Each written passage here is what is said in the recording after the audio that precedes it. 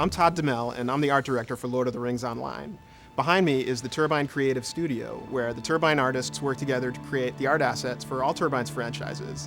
Over the past year, we've been working together to create the assets for Dunland. So Chris and the World team sets the tone for what the art team then takes and builds into assets. The art team will build the characters, the architecture, the deco that the World team then uses to build out the landscape and the hubs and environments. We've been working really closely with the World team as we've developed Dunland.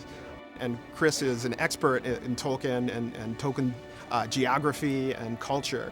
Hi, I'm Chris. I'm a senior world builder on Lord of the Rings Online, and I'm working on Dunland right now.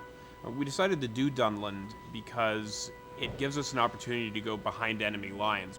When Saruman decides to attack Rohan, a lot of his allies come from Dunland, so by developing Dunland it gives us a chance to see where these hillmen come from and what drives them to hate the Rohirrim so much. In the books, they're a large and fairly cohesive slavering horde of barbarians, so we decided to develop them a bit more and have some clans of them that are friendlier, some clans that are hostile, and some clans that you don't really know what they're up to. The Dunlanding NPC set is one of the largest sets of NPCs that we've built for Lord of the Rings Online. It's got 6 different tribes, and each one of those tribes is made up of 4 unique models, and each one of those models has a bunch of smaller variations, hair and hair color and clothing color. So when you walk through a Dunlanding camp, you're going to see a lot of very unique looking individual NPCs. This is a part of the world that gets mentioned a lot in the books, but we never really get to see it up close.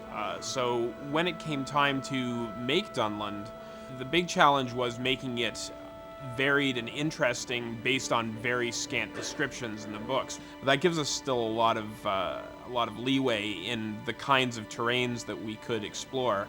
So in addition to the craggy hills and woods, we have a large unpleasant bog, a haunted forest that's a remnant of what used to be the much larger woodland that covered most of Middle-earth, and we have a land that's dominated by barrows.